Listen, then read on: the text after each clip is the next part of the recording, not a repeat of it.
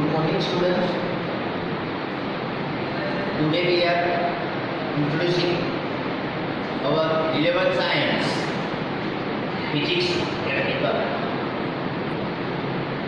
Up to 10th standard, 10वीं कक्षा तक आप लोग क्लासरूम के अंदर शायद आप में से किसी की स्कूल्स में प्रैक्टिकल लेबोरेटरी होती है तो शायद आप प्रैक्टिकल लैब में गए होंगे, पर अब तो ज़्यादातर तो स्कूल में नहीं होता है। 10वीं कक्षा तक 10th स्टैंडर्ड तक आप लोगों ने सिर्फ क्लास वर्क, बोर्ड वर्क पर से प्रैक्टिकल्स किए होंगे। रिसेंटली 10वीं कक्षा में आपने एक एक्सपेरिमेंट किया था ओम्स लॉ इलेक्ट्रिसिटी के चैप्टर में, तो उसकी प्रैक्टिकल्स आपने लिखे थे। आपके क्लास टीचर या आपके सब्जेक्ट टीचर या डेमोस्ट्रेटर होते थे ट्यूशन से सर, वो आपको एक टेबल बना के उसमें रीडिंग लिखवाते थे और ओम्स लॉ को वेरीफाई करवाते थे। अब 11th साइंस में ऐसा नहीं होता है। 11th साइंस में फिजिक्स, केमिस्ट्री, बायोलॉजी तीनों सब्जेक्ट्स, उसमें आप थियोरेटिकली जो पढ़ते हो उसी में से कुछ थियोरेटिकल पार्ट का आपको प्रैक्टिकल भी परफॉर्म करना पड़ता है। मतलब एक प्रैक्टिकल सब्जेक्ट्स वाला हो जाता है। आज हम बात करेंगे फिजिक्स प्रैक्टिकल की। हमारे 11th साइंस में कुल मिला के 16 प्रैक्टिकल्स फिजिक्स प्रैक्टिकल। प्रैक्टिकल्स करने के लिए सबसे पहले आपको लैब में एंट्री होती है। उससे पहले आपके पास कुछ चीज होनी चाहिए। पहले point, practical manual book. Practical manual book, ये बुक आपको मार्केट में अवेलेबल है। गुजरात बोर्ड ने पब्लिश किया हुआ है, करीब 300 पेजेस का एक बुक है। आपको प्रैक्टिकल मैनुअल बुक लानी है फिजिक्स में। अगर आपको केमिस्ट्री के सर भी बताते नहीं है तो भी मैं आपको बता दूँ, केमिस्ट्री में भी लानी है। अगर आपने बी ग्रुप सिलेक्ट किया हुआ है बायोलॉजी, तो बायोलॉजी में भी लानी है। एक प्रिंटेड बुक होती है मैनुअल बुक, तो ऐसे ही प्रैक्टिकल मैनुअल बुक लानी है, फर्स्ट पॉइंट। सेकंड, ऐसा एक प्रैक्टिकल जर्नल बुक आएगी इंटरनेट पेज वाली। ध्यान से देखिए, ये सर्टिफिकेट पेज लिखा क्लासमेट वाली है। इट्स नॉट कंपलसरी कि आपको क्लासमेट का ही लाना है, पर आप किसी को भी स्टेशनरी शॉप में जाके बोलोगे कि फिजिक्स प्रैक्टिकल बुक चाहिए, जर्नल चाहिए, तो आपको एक ऐसा बुक जैसा बुक देंगे जिसका ऊपर का ये कवर है थोड़ा हार्ड कवर होता है। अंदर साइड में फर्स्ट आपको एक सर्टिफिकेट पेज होगा, अंदर साइड में एक सर्टिफिकेट पेज होगा। उसके बाद ऐसे इंडेक्स वाला कॉलम वाला पेज होगा, और उसके बाद कुछ इन्फॉर्मेशन होगी वैसा कुछ होगा, और उसके बाद ऐसे लेफ्ट साइड पे ब्लैंक और राइट साइड पे लाइनिंग वाला इंटरलिंक पेज वाला ऐसा ये फुल स्टेप बुक होगा। ये देख सकते ऐसा। जब आपका ये बुक खत्म हो रहा है तो लास्ट में आपको ऐसे ग्राफ पेपर भी होने चाहिए। अगर आपकी जो बुक मिल रही है उस बुक में ग्राफ पेपर 3 या 4 है, 3 या 4 ही है ऐसे, तो आप लोग एडिशनली एक्स्ट्रा ग्राफ पेपर्स ऐसे परचेज करके उसको यहाँ पे पीछे चिपकाएंगे। कैसे चिपकाना है? फेविकॉल, फेविक स्टिक, स्टेपलर, किसी भी चीज़ का यूज कर सकते हो आप, और प्रॉपरली इसको यहाँ पे चिपकाना है। ठीक है, तो ऐसी प्रैक्टिकल जर्नल बुक आपको लानी है, मैनुअल बुक, जर्नल बुक। तीसरी चीज आपको लानी है, आपका सिंपल कैलकुलेटर। याद रखिए, सिर्फ simple calculator, scientific calculator allowed नहीं है। 11th साइंस के फिजिक्स के अंदर थियोरेटिकल और प्रैक्टिकल दोनों एग्जाम के दौरान या ड्यूरिंग द ईयर आप लोग अपना कैलकुलेटर इस्तेमाल कर सकते हो, अलाउड है बोर्ड में। जेडबल या नीट की बात नहीं कर रहा हूँ मैं, स्टेट बोर्ड की बात कर रहा हूँ। क्लासरूम या प्रैक्टिकल वर्क के लिए आप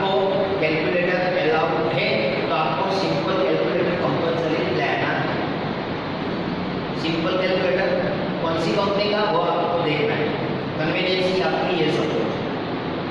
फोर्थ चीज, चौथा आपका ज्योमेट्रिकल बॉक्स, कंपास बॉक्स बोलते हैं, पाउच। पाउच लाते हैं तो पाउच में सिर्फ पेन नहीं होनी चाहिए, पेन, पेंसिल, शार्पनर, इरेजर, छोटा सा आपका स्केल, प्रोटेक्टर एंड राउंडर। इतनी चीज तो इस प्रैक्टिकल में चाहिए ही। इसे आपके पाउच में क्या क्या होना चाहिए? Pen, pencil, sharpener, eraser, scale, protractor and rounder. Overall 7 चीज आपके पाउच में कंपल्सरी होनी चाहिए हर एक के पास, ठीक है। तो ये 4 चीज आप लोगों को प्रैक्टिकल लैब में कंपल्सरी लेकर आनी होती है। अभी तो हम लोग वीडियो से ऑनलाइन से बता रहे हैं, तो आप अपने घर पे रिलैक्स कलेक्ट करके रख सकते हो। प्रैक्टिकल की स्टेशनरी जो भी मैंने बताई, चारों 4 चीज, manual book, journal book, calculator and compass box, चारों चीज आपके पास रखनी है। और आपके पास जो ये जो प्रैक्टिकल जर्नल बुक है, सबसे पहले इसमें भी देख लीजिए। इसमें ये जो सर्टिफिकेट पेज है, ये सर्टिफिकेट पेज में आप कहीं पे कुछ भी नहीं लिखेंगे। इस पेज पर जब तक मैं न बताऊं, जब तक मेरी इंस्ट्रक्शंस न हो, मैं न बताऊं, तब तक इस पेज पर गलती से भी आपका खुद का नाम भी मत लिखना।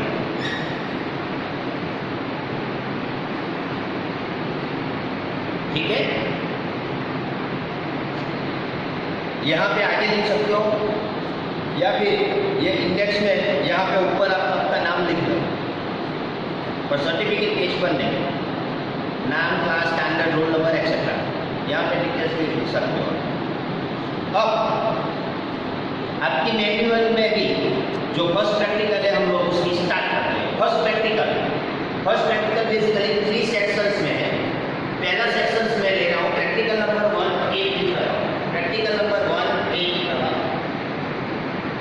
प्रैक्टिकल नंबर 1 ए आपका ए प्रैक्टिकल क्या करना है, वो a use of vernier callipers to measure the diameter of a small spherical body. ये आपका एम है प्रैक्टिकल का। यदि एम आपको ये मैनुअल जर्नल बुक में यहाँ पे सीरियल नंबर में पहले प्रैक्टिकल नंबर 1 और उसका ये एम 1A, उसका एम लिखना है। जिस दिन आप प्रैक्टिकल करते हो उसकी डेट लिखनी है। पर currently in this situations, corona situations, आप लोग डेट मत लिखना। डेट मैं लिखवा दूंगा बाद में, जब हम लोग ऑफलाइन मिलेंगे तब।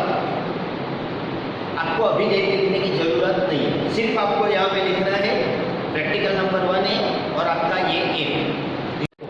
तो students, you have to write down your aim here. After that, in this page, right side page, give the heading of experiment number 1A, 1B, 1C, whatever, or 2A, 2B, whatever. Then write down first your aim.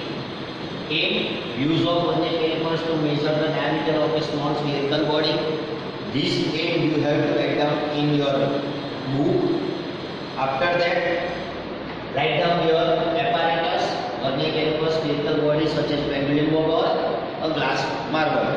Then you have to write down in your apparatus. Then third, formula of Liston for vernier calipers in this experiment. In some experiment we have some observations blank. In some experiment we have some observations blank. Like so, here in the third, you have to write down the observations, formula of Liston for vernier calipers. That you have to write down here.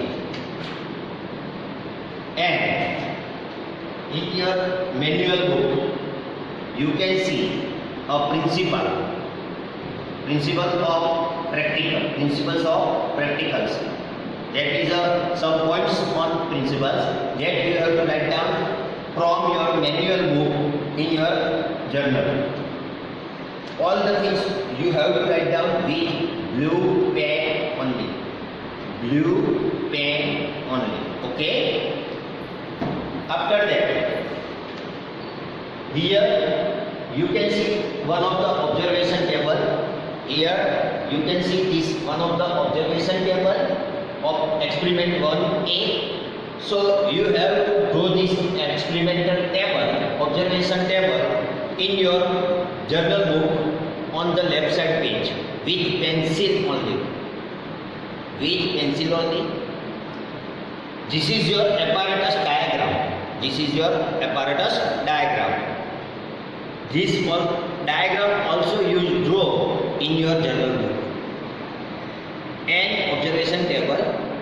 After completing your practical, whatever your observations, what you can see in your practical, what you are doing in your practical, that all the observations, all the measurements, reading, etc., you have to write down in your table as per the given instructions and the follow, and write down also here in your answers book, general book. Last one, after filling your table, you show your calculations like this. After filling your observation table, you show your calculation of your observations or importance point on your left side page. Okay. These types of journal you have to fill up for all the experiment. At the end of the academic year, I will certify this book. At that time, I will fill up your book with your name, school's name, etc.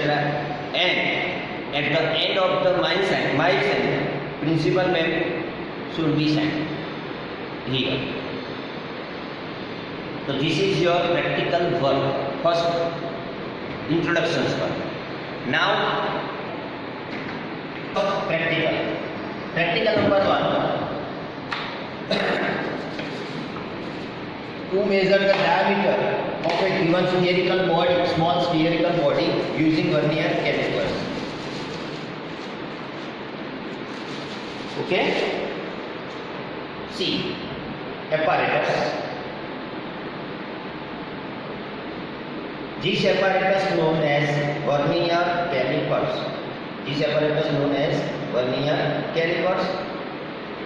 This is your knob. How you can use this part? Here you can see some printed number.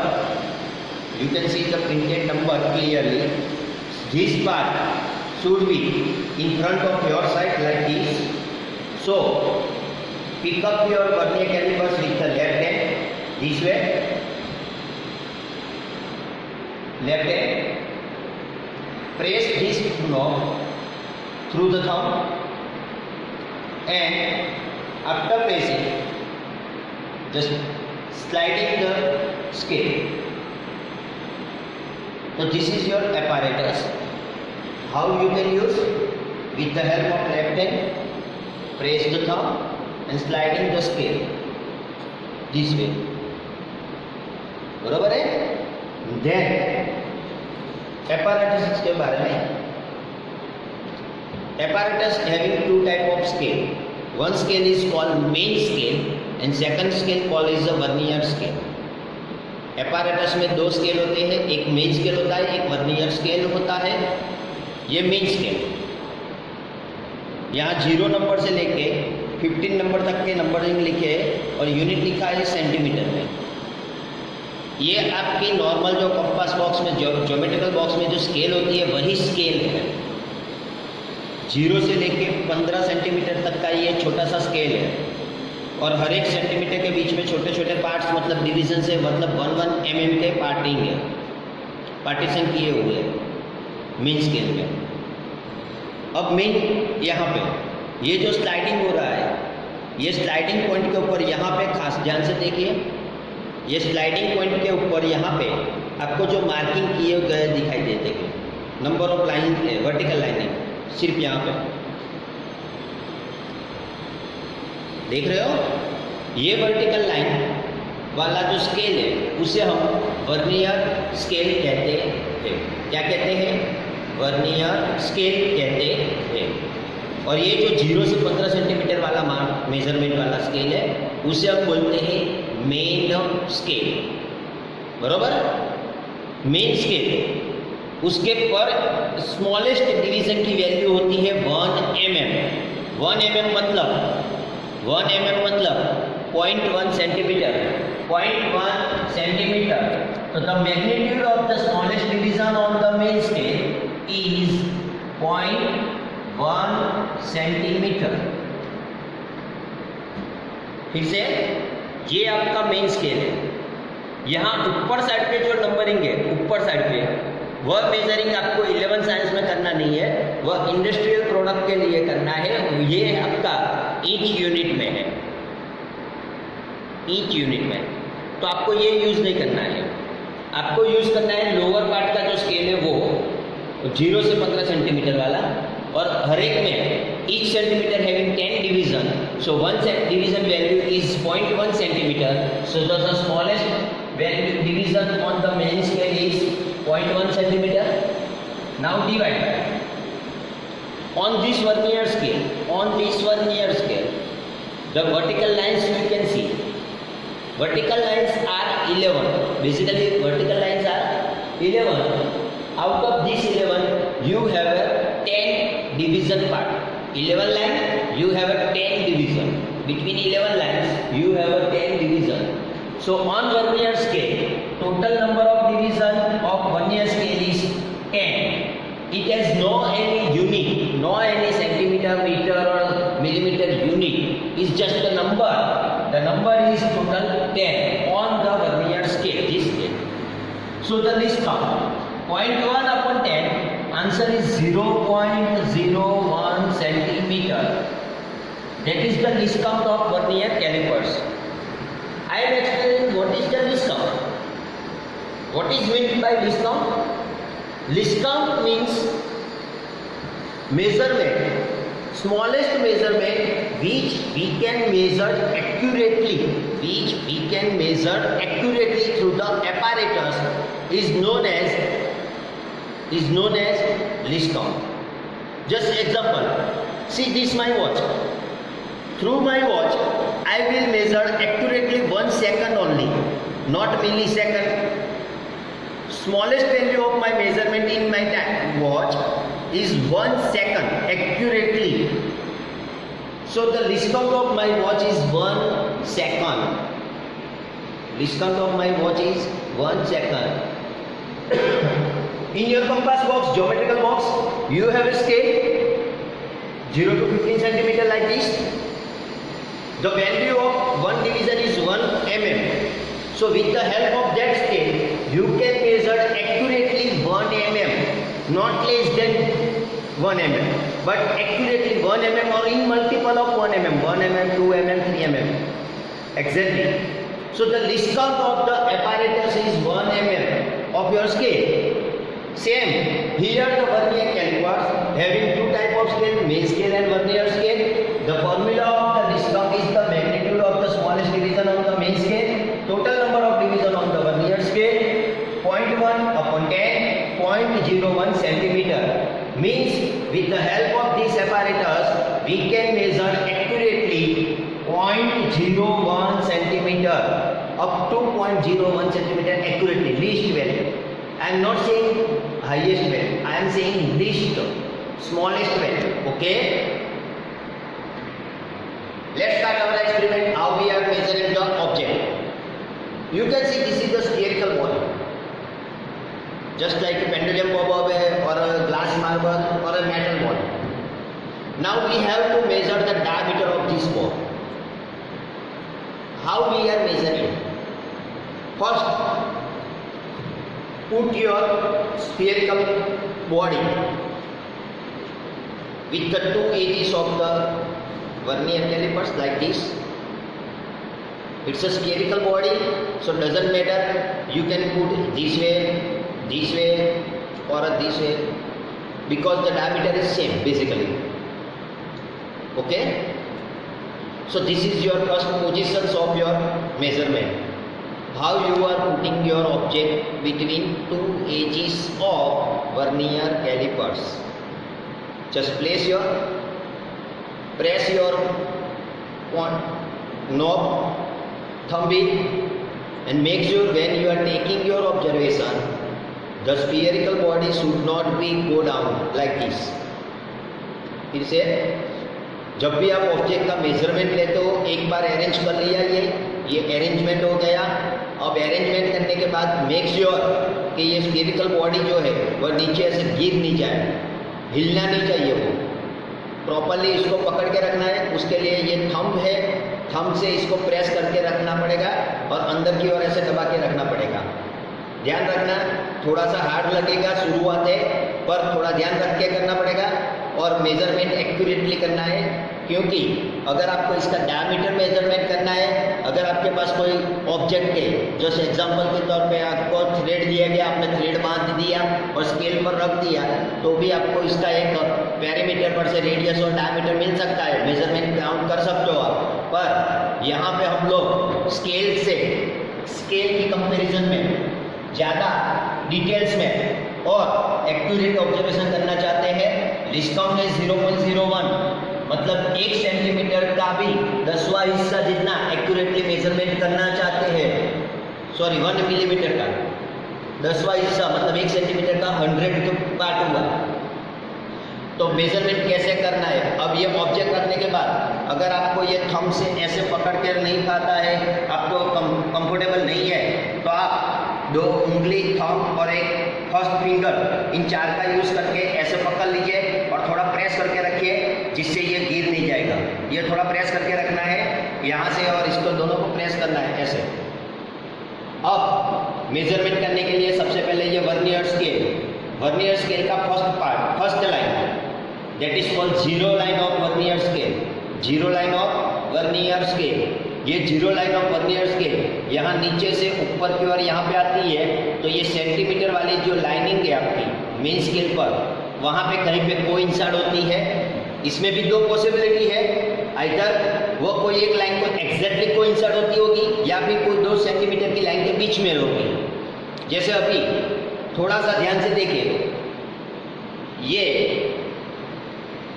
2.5 और 2.6 के बीच में है, थोड़ा zoom, ये first line यहाँ पे 2.5 और 2.6 के बीच में है। ध्यान से देखिए फर्स्ट लाइन, अगर ऐसा कुछ बीच में आता है 2.5 और 2.6 के बीच में, तो 2.5 और 2.6 के बीच में आता है, तो आपको कंसीडर करना है 2.5, आपको कंसीडर करना है 2.5 सेंटीमीटर। इस वैल्यू को हम बोलेंगे मेन स्केल रीडिंग। अगर बिटवीन 2.5 एंड 2.6 है तो आपको 2.5 कंसीडर करना है। अगर बिटवीन 1.8 एंड 1.9 है तो आप कंसीडर करेंगे 1.8। समझ में आया? That is called main scale reading capital M। Main scale reading capital M 2.5 centimetre. अगर ये फर्स्ट लाइन आपका यहाँ पे 2.5 2.6 के बीच में है तो आपका मेन स्केल ऑब्जर्वेशन हो गया 2.5। अब सेकंड स्टेप में ये फर्स्ट लाइन के बाद वर्नियर स्केल पे जो बाकी की जो लाइनिंग है,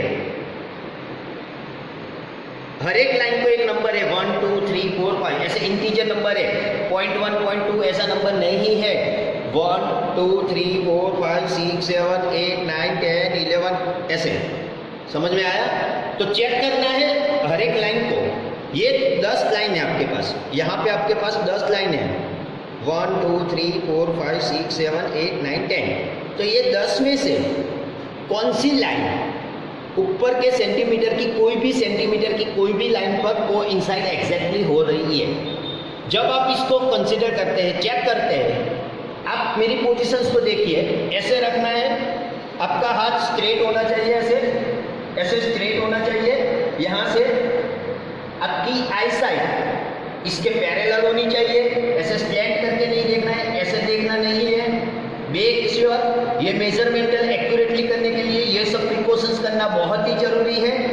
सबसे पहले आपको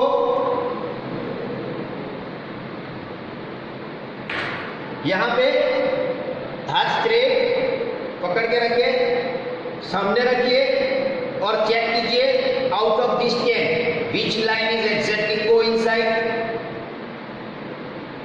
One by one, each or every line you can check. First line is coincide, not. Then second line is coincide, not. तो थर्ड लाइन, अगर थर्ड भी नहीं है तो फोर्थ, फोर्थ नहीं है तो फिर. कोई बोलेगा सर 10 में से कोई एक भी नहीं होगा, तो इट नॉट इम्पॉसिबल. यहाँ पे अगर आपका फर्स्ट लाइन आपने ये देखा बिटवीन 2.5 एंड 2.6 है, तो उसका मीनिंग ये हुआ, उसका मीनिंग ये हुआ, ध्यान से देखिए यहाँ पे, उसका मीनिंग ये हुआ कि आपका जो ऑब्जेक्ट का जो डायमीटर है वह 2.50 सेंटीमीटर से 2.60 सेंटीमीटर के बीच में है. अब इसके बीच में कितनी वैल्यूज होती है हमारे पास? 9 वैल्यूज होती है. कौन सी? 2.51, 2.52 लाइक दैट, 2.59. अब इनमें से कौन सी एग्जैक्ट है वह हमको बेसिकली फाइंड करनी है. 2.5 हमारा एग्जैक्ट मेजरमेंट नहीं है, 2.6 एग्जैक्ट मेजरमेंट नहीं है, तो इन बिटवीन पॉइंट के बाद 2 डेसिमल प्लेस तक की वैल्यू अभी मैं बता रहा हूँ, जस्ट 2 डेसिमल प्लेस वैल्यू. तो 51 से लेके 59 पॉइंट के बाद हमारे पास 9 वैल्यूज है. एग्जैक्टली वैल्यू कौन सी है वह चेक करना है, एक्यूरेटली करना है. इसीलिए मैं बता रहा हूँ बारी बारी कि हर एक 10 लाइनें जो यहाँ पे, उसे बारी बारी चेक कीजिए. फर्स्ट लाइन कहाँ पे मिल रही है, या सेकंड लाइन मिल रही है, या थर्ड लाइन मिल रही है, यहाँ ऊपर कौन से सेंटीमीटर को मिल रही है. जैसे कि अभी आप देखो कि यहाँ 3 सेंटीमीटर, 4 सेंटीमीटर, 5 सेंटीमीटर, 3.1, 3.2 ऐसा कोई भी नंबर है, आपको वो कंसीडर नहीं करना है. आपको कंसीडर करना है ये नीचे की 10 लाइन में से, जहाँ पे मेरा थंब अभी घूम रहा है, वो नीचे की 10 लाइन में से कौन से लाइन एग्जैक्टली कोइंसाइड हो रही है वह फाइंड करना है. जैसे आप देख सकते हो यहाँ पे आपका फोर्थ लाइन एग्जैक्टली कोइंसाइड हो रहा है, तो यहाँ पे number of coincide division of vernier division, that is number 4 only. Fourth line coincide हो रही है तो आपका वर्नियर डिवीजन हो गया 4. अब वर्नियर स्केल रीडिंग कैलकुलेशन करना है. V equal to n into LC. n into LC, what is your n? 4. What is your LC? 0.01. तो 4, राइट डाउन हियर, 4 इंटू 0.01 equal to 0.04. This value known as has a unit centimeter. The core number has no unit, but LC has a unit centimeter. So your answer is 0.04 centimeter. आपको यहाँ पे unit लिखने की जरूरत नहीं है, क्योंकि आपने यहाँ पे ऊपर यूनिट लिखा हुआ है बॉक्स में. ठीक है. अब last column, measure the diameter D equal to M plus V. What is your capital M? 2.5. What is your V? 0.04. So 2.5 plus 0.04. Answer is 2.54. Answer is 2.54. Unit is centimeter. So this is your first observation. Now, after the completing your first observation, remove your spherical body, just rotate it slowly left to right and set. Again pick. फिर से pick up is properly, tightly. Check the first line. Again check the first line. Where is it? Again it lies between 2.5 and 2.6. So write down your main scale is 2.5. Write down your main scale is 2.5. Then after, again check the value out of this number. Which number is exactly coincide? Which number is exactly coincide with main scale out of this 10 line? Suppose the coincide number right now you are finding 5. So your value is 5 into 0.01 equal to 0.05, and the diameter is 2.5 plus 0.04, sorry 5. So answer is 2.55. कोई सोचेगा sir एक ही sphere के 2 diameter कैसे हो सकते हैं? तो आपको ये भी बता दूं बेटे कि ये जो स्फीयर्स है आपके हाथ में, ऑब्जेक्ट है आपका, ये ऑब्जेक्ट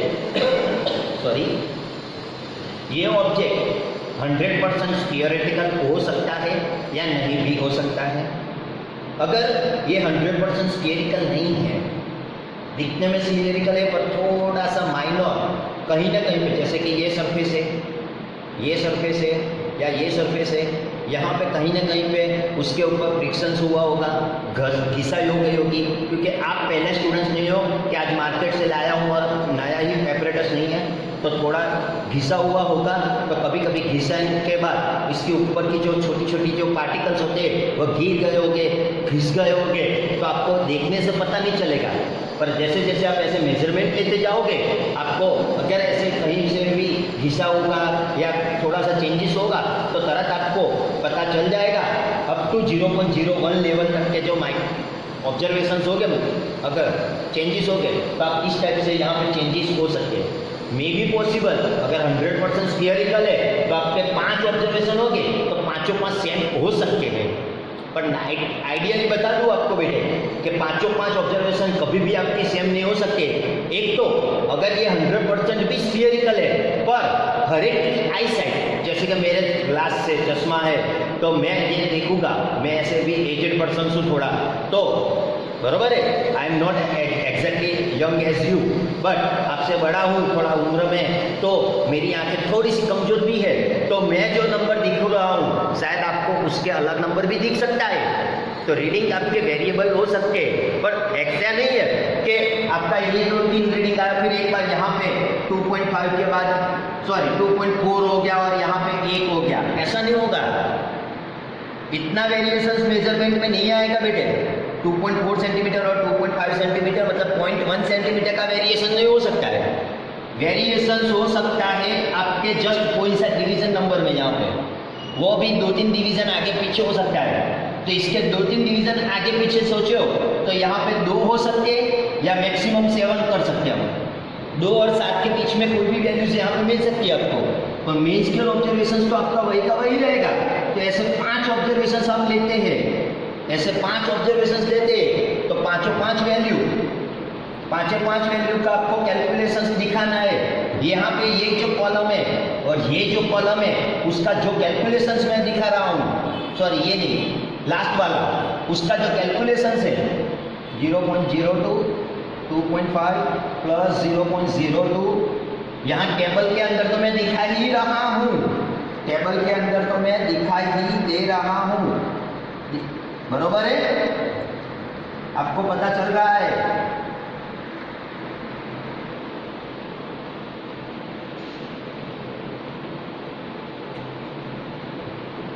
Six, 0.01, 0.06, 2.5 plus 0.06, 2.56।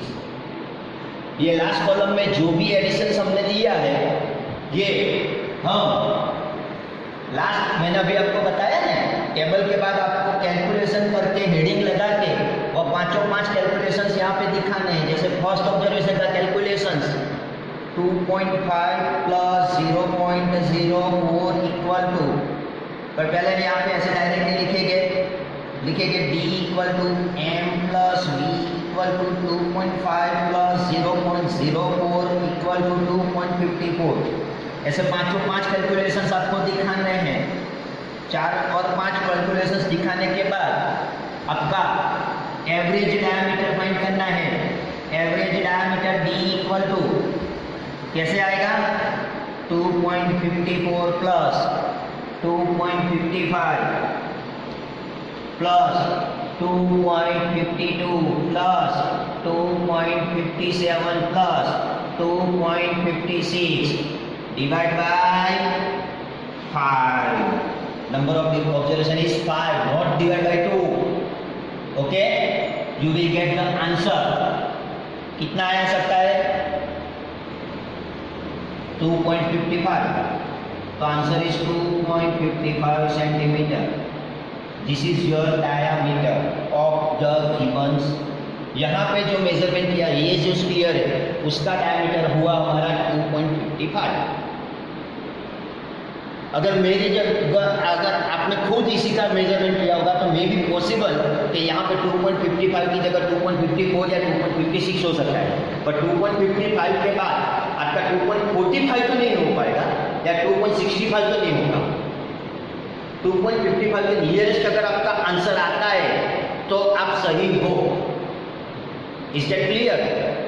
बरोबर। तो इस टाइप से आपको ये फर्स्ट प्रैक्टिकल का फर्स्ट पार्ट है ये कंप्लीट करना है। ओके